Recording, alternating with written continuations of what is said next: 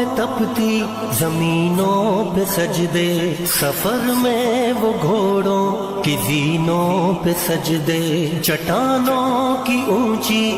اس کی مثال ہم نے دیکھی بھی ہے، سنی بھی ہے۔ اسلام آباد کی بڑی بڑی کوٹھیوں میں انہوں نے کتے رکھے ہوئے، بڑے بڑے بلی،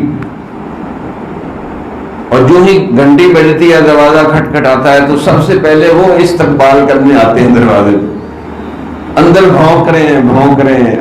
اب ملنا بھی ہے اندر، یا تو ڈر کے بھاگ جائیں تو یہ بزدلی ہے،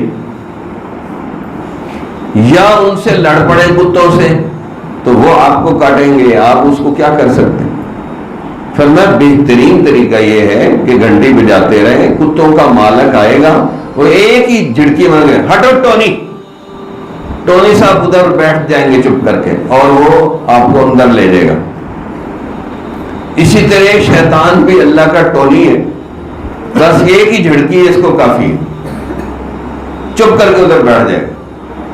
بس دعا پڑھ لے، رب اعوذ بک من ہمزات الشیاطین واعوذ بک رب ان یحضرون، بڑوں چھوٹوں سارے شتونگڑوں سے یا اللہ تیری پناہ، اور یا اللہ اس بات کی بھی پناہ کہ یہ میرے قریب ہی نہ ہے، دفعہ دور ہی رہے۔ یہ اتنی مجرد تجربہ شدہ دعا ہے کہ ہم نے ایک دفعہ نہیں، کچھ سینکڑوں دفعہ اس کے تجربے کیے ہیں، جب پڑھی ہے ہمیں شیطان سے جان چھوٹی۔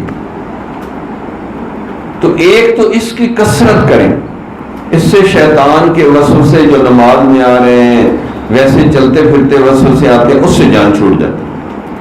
سورت مومنون آخری رکوع میں یہ آیت، اور ساتھ کل بھی لگا ہوا ہے۔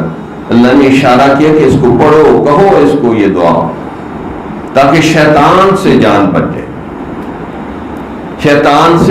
شیطان کے قبضے سے آپ کی جان چھوٹ جائے۔ دھوپوں میں تپتی زمینوں پہ سجدے، سفر میں وہ گھوڑوں کی زینوں پہ سجدے، چٹانوں کی اونچی جبینوں پہ سجدے، وہ صحرا بیاباں کے سینوں پہ سجدے۔